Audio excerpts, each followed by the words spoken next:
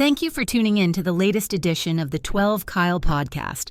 Whether you're listening during your commute, while working out, or just relaxing at home, we appreciate you. Every download, every listen, and every subscription means a lot.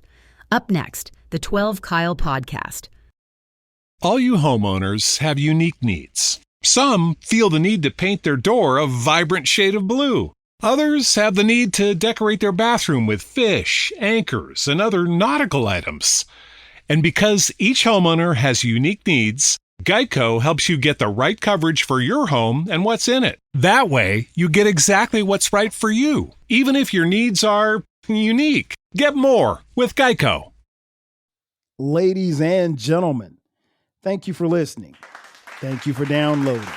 And thank you for subscribing to the latest edition of the 12 Kyle podcast. I am your boy, 12 Kyle.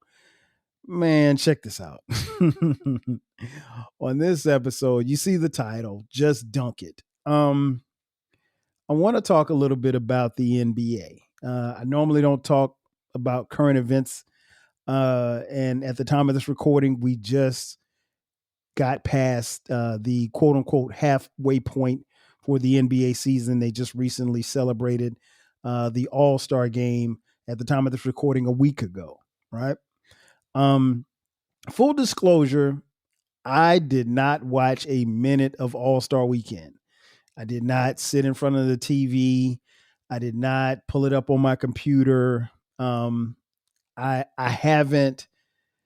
haven't watched an All-Star game probably in the last 3 years. So it's going to sound kind of crazy and maybe a little bit hypocritical for me to talk about something that I wasn't even participating in. But I speak and want to speak from the perspective of a NBA fan. Now that I am a huge NBA fan. My favorite team is the Atlanta Hawks, hometown team. Maybe at some point in time in my lifetime, we'll win a championship. But I love the game of basketball. I love watching basketball. And I'm someone who's watched the NBA literally since 1980. I can tell you about a time in my lifetime. I'm 52 years old, but I can tell you about a time in my lifetime where the NBA games were not televised live. They were on tape delay. I remember that. I was a fan. And then I can remember in 1980, the emergence of two guys who really and truly saved the NBA in Irvin Magic Johnson and Larry Joe Bird. But this is not about them, and it's not a trip about nostalgia, or a trip down nostalgia road, if you will. I want to read to you something that was said, and it was actually tweeted by one of the NBA's stars, one of their biggest stars. Kevin Durant sent out a tweet, and the tweet reads as follows, quote, "I think it's more fun to complain about the NBA than it is to actually watch it. Crazy. Cancel All-Star Weekend. And let's just give everybody a break since we're so miserable around this time." Close quote. So Kevin Durant, one of probably the best players to have ever played this game, and definitely one of the faces of the league at this particular time, is jokingly, I'm assuming, suggesting that they not just cancel the All-Star game, but cancel the entire weekend.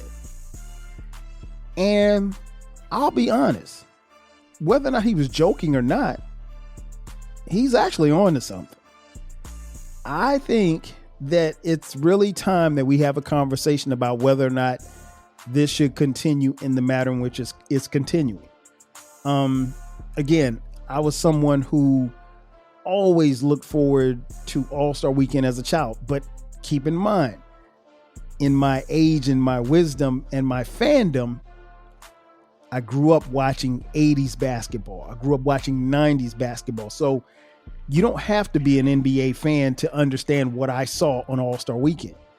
I saw some of the best, just like no different from today. Today's athletes, these are the best of the best basketball players that the NBA has to offer.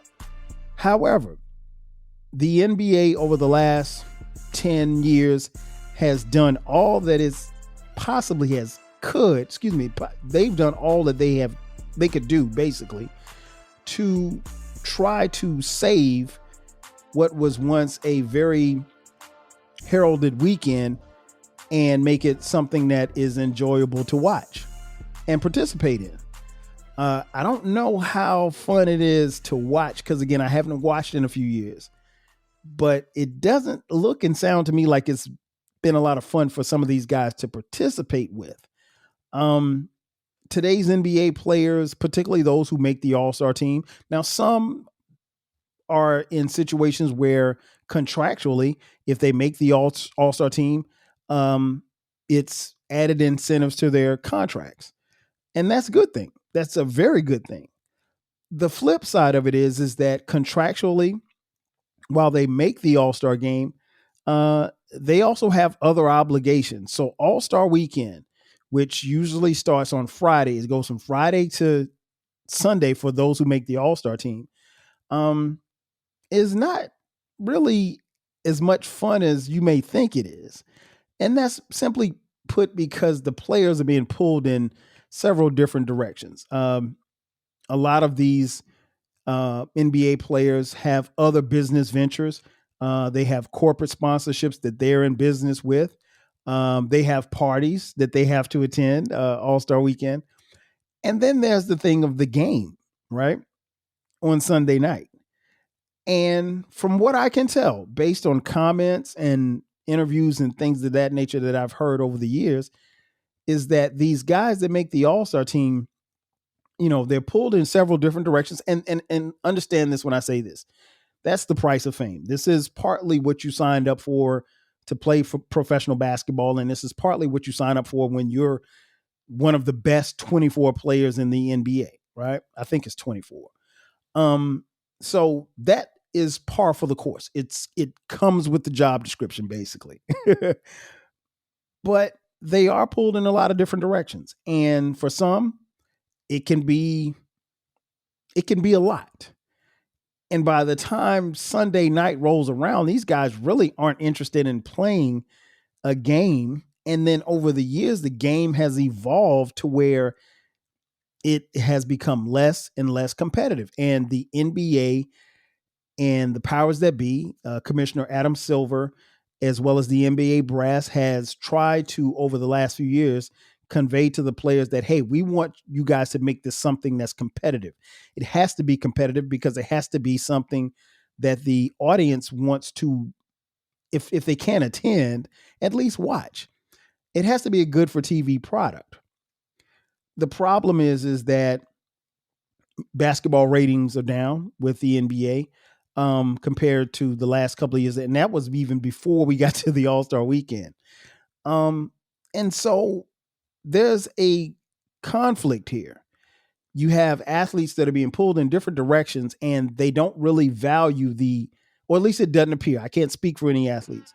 It appears that the NBA All-Stars, the guys who get selected to the team, are being pulled in different directions and they're not wanting to be competitive. Because think about it like this. If you go out and get hurt in an All-Star game, which rarely happens, but if you go out and get hurt in an All-Star game, then what? You still have the better part of 30 games left in the regular season, plus the playoffs. So you're no good to your team if you're injured, right?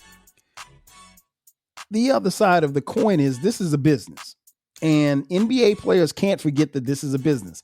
This is what pays your multi-million-dollar contract. It's eyes on TV screens. It's butts in seats. That's how you get paid. Now, you're getting paid for your talent. Don't get me wrong. And as you should. I will never begrudge anybody who gets money, particularly these people who are the best at what they do.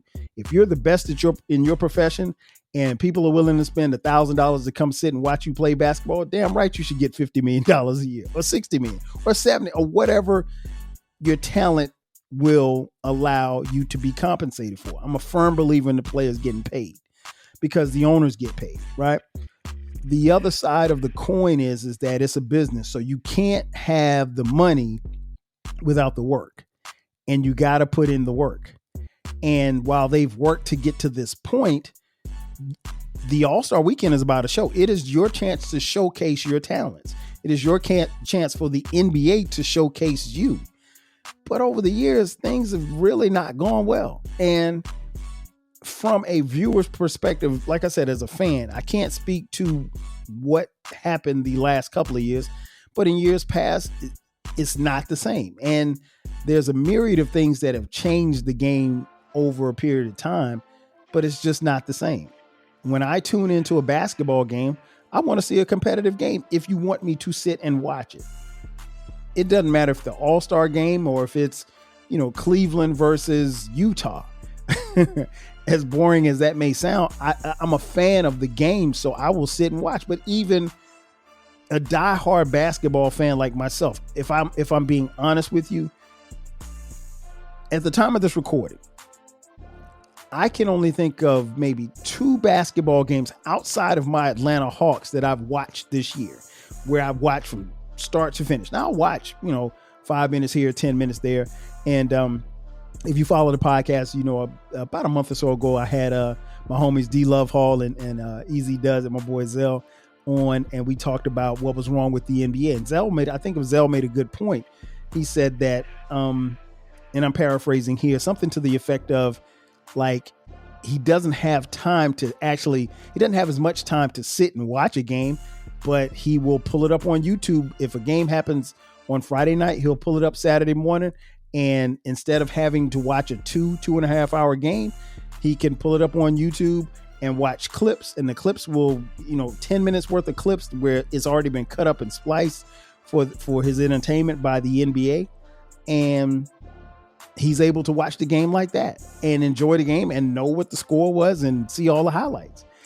And the NBA does this for its fans. So the NBA has to kind of figure out, like, okay, are we trying to dominate the social media presence, or do we really want eyes in front of TVs or watching on iPads or what have you, or computer screens?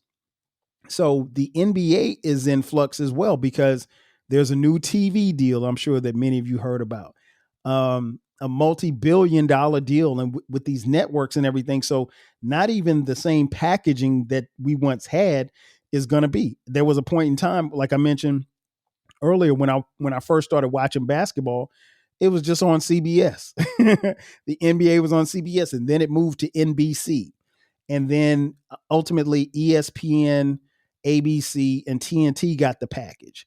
And now I think going forward, it's going to be like I don't even think it's going to be on TNT. It's going to be like ESPN, Amazon, NBC. So even some of the announcers, some of the game shows that we have grown to love, we're going to see changes. So, and there's going to be changes on the floor as well, because there's always changes on the floor. But what is going to get people to sit and watch it? I go back to the All-Star game. There's not really anything compelling, to make me want to sit and watch that, particularly if I don't see a game.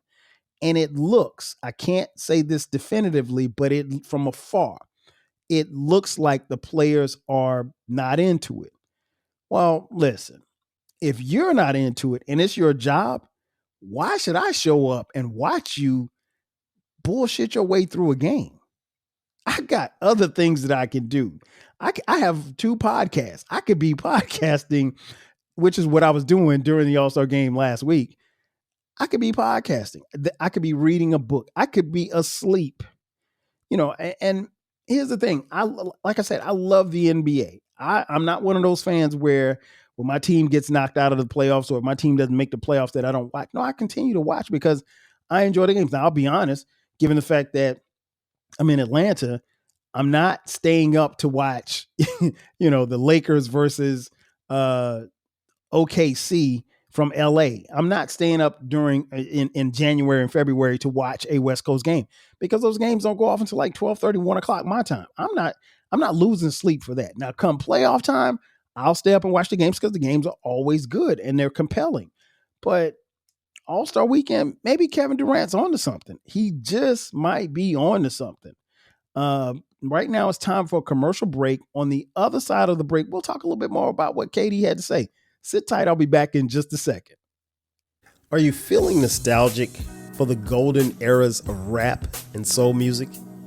If so, tune in to the Rap Soul Podcast.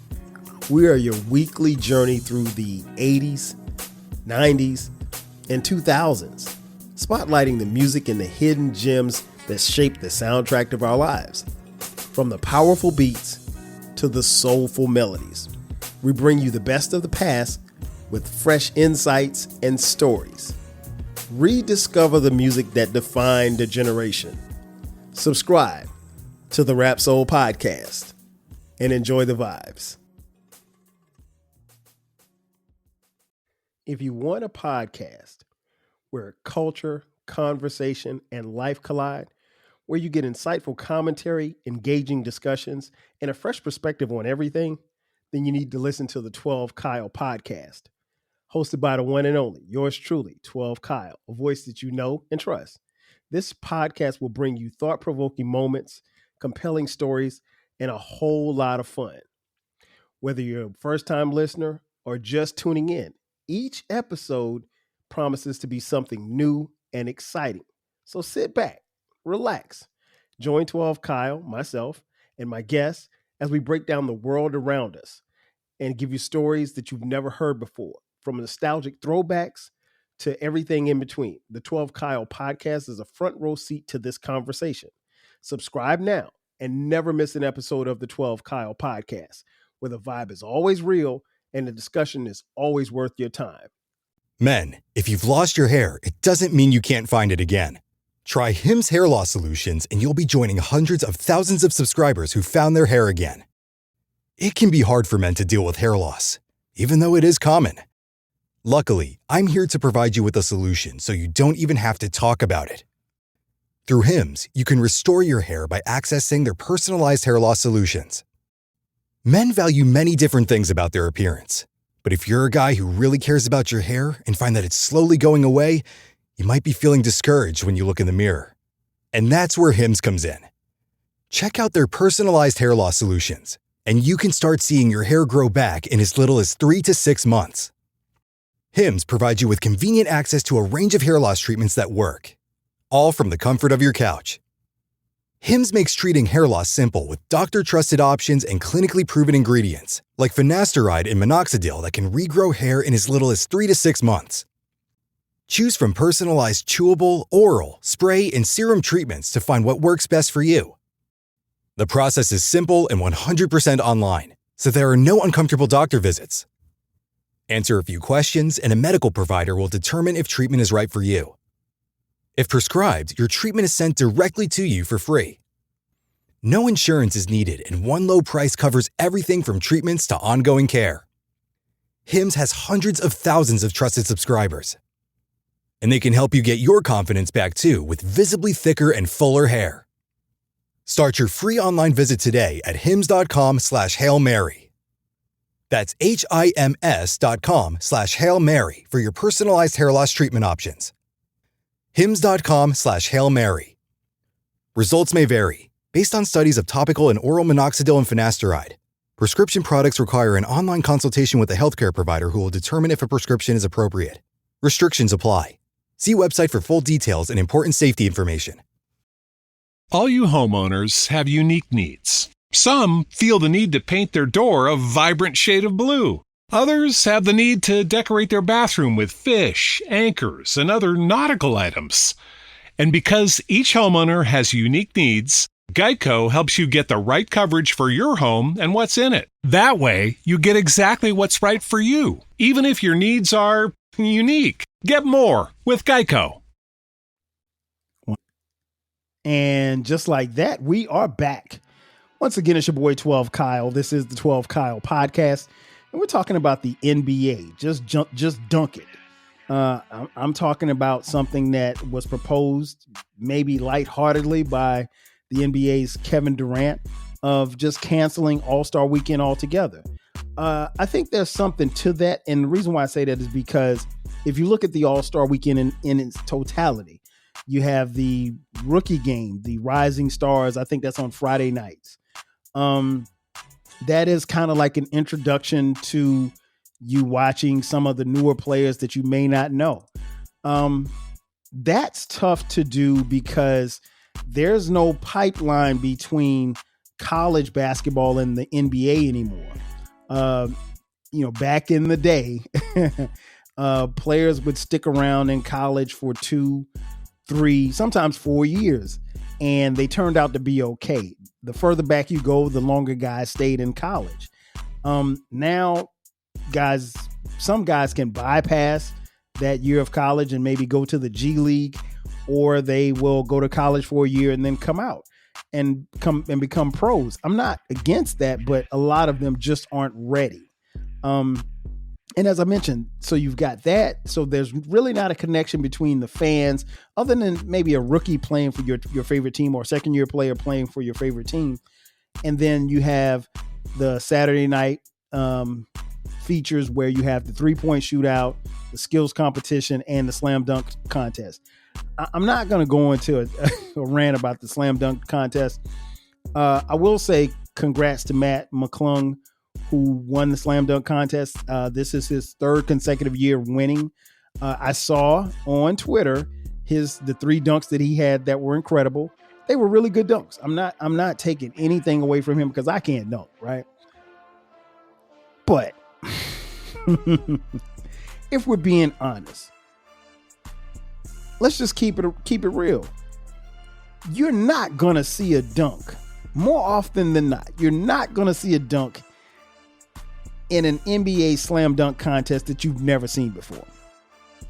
What we're seeing is just variations of the same dunk. Again, no disrespect to Matt McClung, but it's kind of easy for someone to dunk a ball if someone's holding it up near the rim. He had one dunk where he dunked 2 basketballs. Somebody was holding the balls up near the rim. And don't get me wrong, again, it takes supreme skill to make that happen. That being said, it's totally different from Larry Nance or Dr. J in 1984 going up with 2 basketballs in their arms and dunking them simultaneously. Different type of skill. And I'll be honest, and there's no bigger fan of Michael Jordan than me. Jordan probably ruined the dunk contest. People say it's LeBron for not. No, I don't. LeBron should have at least tried, but LeBron doesn't strike me as a slam dunk contest dunker. He's more of an in-game dunker. But Jordan ruined it. And I say that jokingly, but Jordan ruined it because once Michael Jordan took off from the free throw line, what else was there to do? You're not going to take off from the 3-point line. And the NBA had guys use props and bringing other people into it and everything like that. And don't get me wrong, I guess it's entertaining for those who want to be entertained, but the slam dunk contest just it's not there anymore. And unless you're going to bring people off the street who probably are the ones who could show you some dunks that we've never seen before, unless you're going to bring people off the street, then you really probably shouldn't have a slam dunk contest, to be honest, in the NBA. And let's be honest, since we're being honest, Matt McClung is someone off the street. Matt McClung, I don't even know his stats, but I remember Matt McClung at Georgetown. Most of you don't even know that he went to Georgetown, right? But I will say this, Matt McClung, as a 3-time slam dunk champion, he's spent more time at All-Star Weekend than he has in an NBA game. Without looking at his stats, I don't know what his stats are, but I don't know that he's played in 7 NBA games. And yet the NBA keeps bringing him back and then sending him back to the G League. It's a waste, man. It's a waste of time. And again, this is no disrespect. Salute to that brother for the dunk contest that he's won.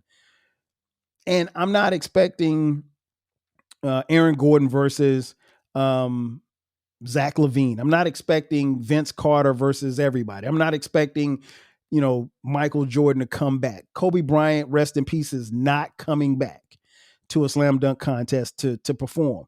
So the thing is, you're not going to get the stars. And I saw a tweet from Ja Morant saying I should get in the dunk. Ja Morant, you're not getting in the dunk contest. Be honest. Because here's the thing. If you wanted to be in a dunk contest, you probably would have done it by now, right?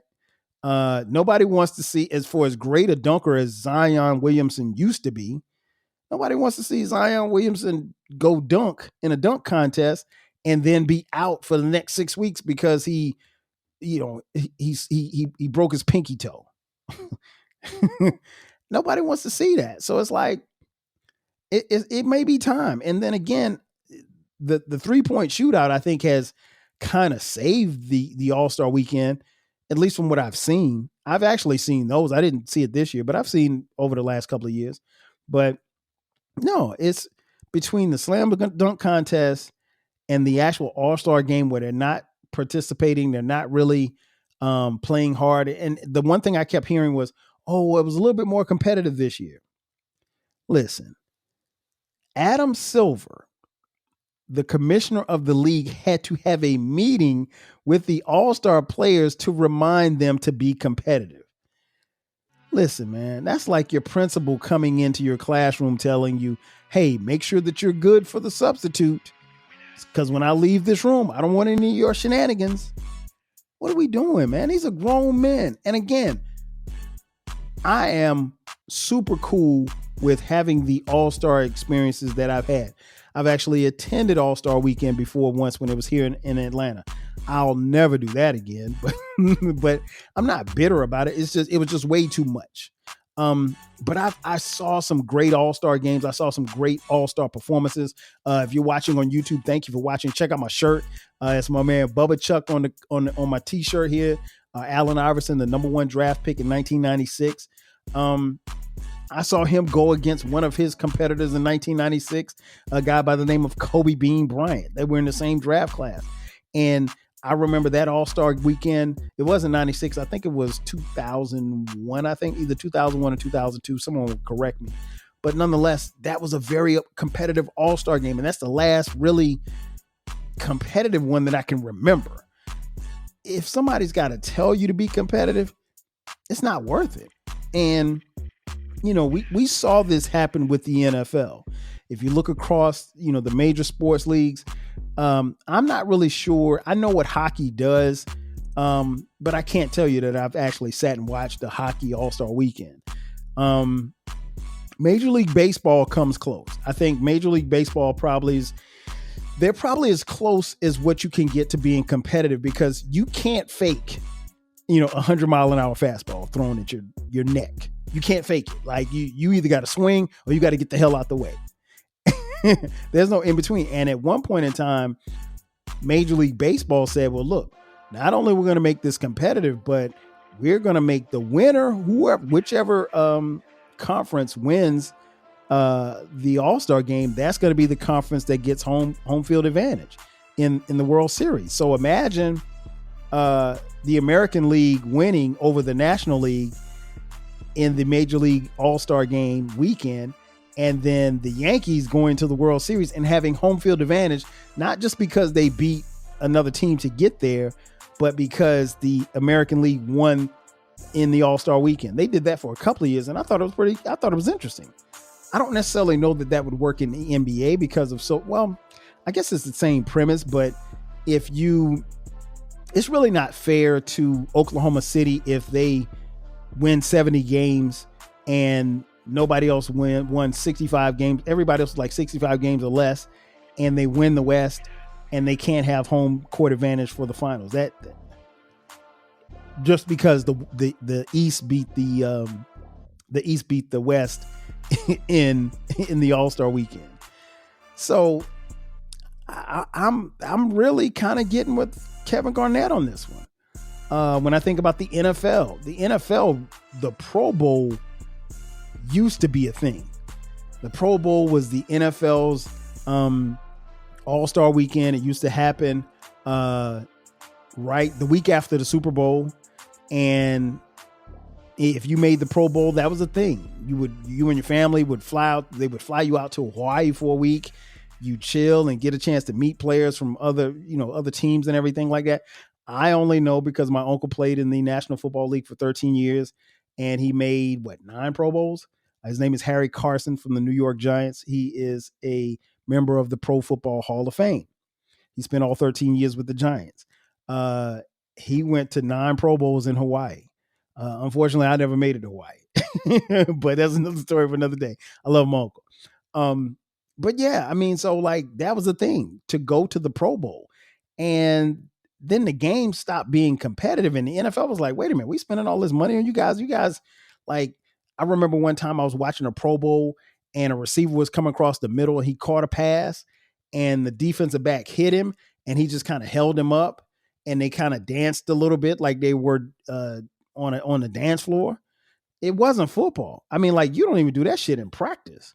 So I think when it got to that point, when defensive linemen would rush the quarterback and they kind of just tap him and stuff, it wasn't football at that point. It wasn't even flag football. And the NFL basically said, all right, well, look, we're going to take this out of Hawaii. We're not going to do this. We're not going to bring you guys back to Hawaii anymore. We're going to take it to Orlando. We'll put it in the week in between the championship games and the Super Bowl. And we'll make it like a skills competition weekend. You'll be recognized for making the Pro Bowl, but it won't be anything about football because the biggest concern was guys didn't want to get hurt during the Pro Bowl. But football is a game that you can't fake. You can't fake running full speed through somebody. Like, it has to happen if you're really playing football. Basketball, you can kind of fake it.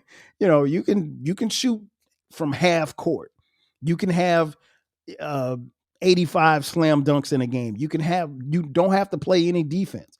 You can be out there and literally just dog it. And I think that's what the NBA has done. And so at this point, it's like the NFL did. The NFL still has a Pro Bowl weekend, and there's some people who really do attend, and there's some people who really do watch. There's no way in hell I'd sit and watch a Pro Bowl, even if I can't even say that. There's no way I'm watching a Pro Bowl.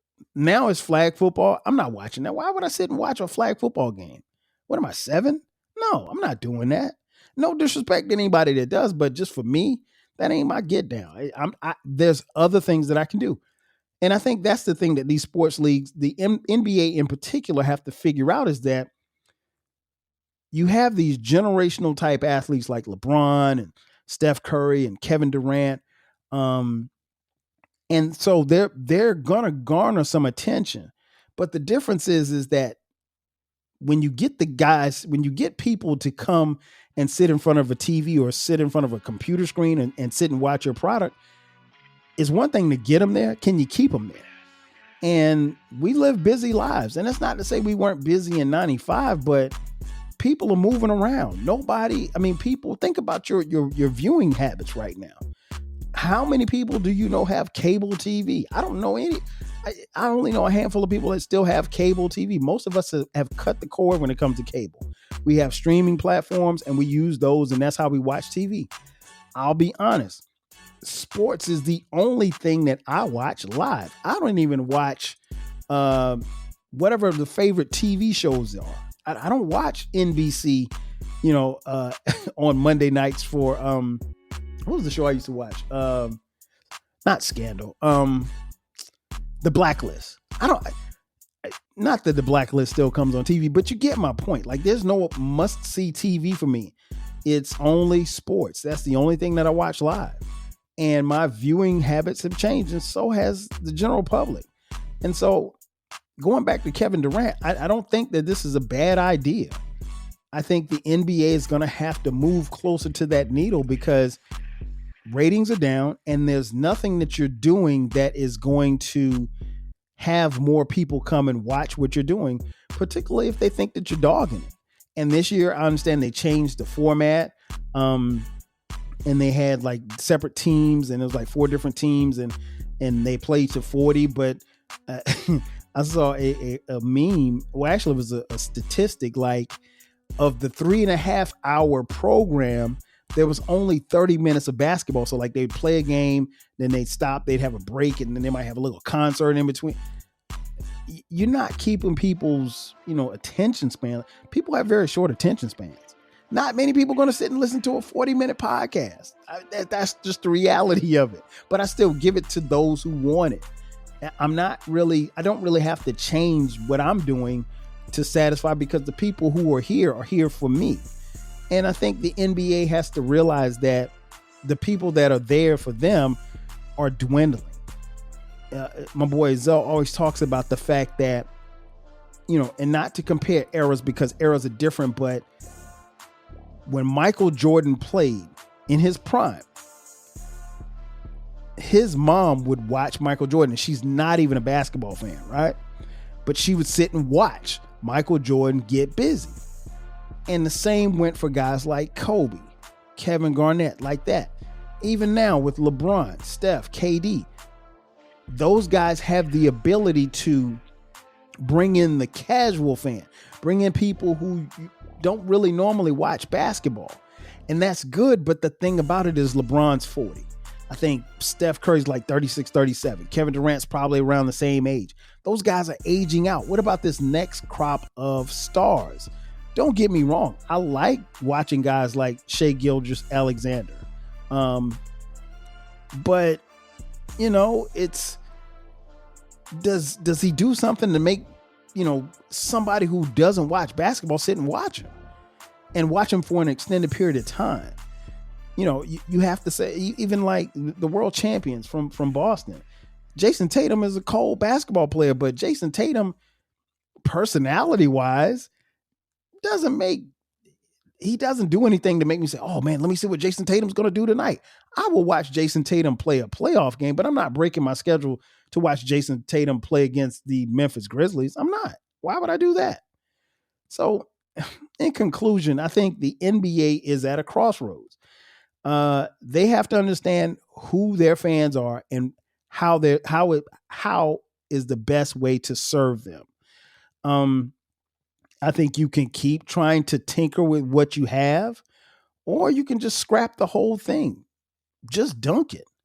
At this point, the slam dunk might be better than what you're trying to do because people have to be invested. And from the seat that I sit in, it appears to me that the fans care more than the players.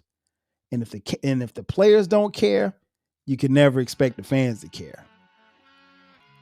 That's going to do it for me. Ladies and gentlemen, thank you for checking out this edition of the 12 Kyle podcast. Be sure to subscribe to the podcast. We drop episodes each week, every Thursday at midnight. From time to time, we drop episodes on Sundays at midnight as well. Those are the bonus episodes. If you're on social media, hit us up. 12 Kyle podcast on Twitter X, Blue Sky, Facebook, Instagram, Threads, and TikTok. If you'd like to contribute financially, hit us up on Cash App, $TWELVEKYLE. We also have merch. Look in the description box. There's a link that says merch. Click that link. You can order 12 Kyle podcast t-shirts, hoodies, as well as coffee mugs. We got it for the low. And we have a new baby. I need you guys, particularly if you are music fans, we have a new baby. It's called the Rap Soul Podcast. It is the intersection where we have discussions about music and artists from the 80s, the 90s, and the 2000s. Trust me, it is the best music podcast that you've never heard. So check it out. And more importantly, share it with other fans, people who are fans of music. You won't be disappointed. You got my word. So again, that's going to do it for me. I am your boy 12 Kyle with another edition of the 12 Kyle podcast. Just telling you, this might be time to just dunk it. I think so. So does Kevin Durant. What do you think? Let me know in the comment section. I'll catch you guys next time. 5 G's. Yeah.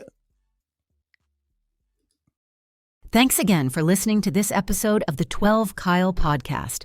If you enjoyed this episode, make sure that you hit the subscribe button and share this podcast with a friend who needs the 12 Kyle podcast in their life.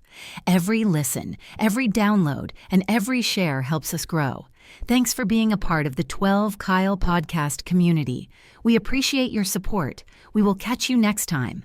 5,000. All you homeowners have unique needs. Some feel the need to paint their door a vibrant shade of blue. Others have the need to decorate their bathroom with fish, anchors, and other nautical items.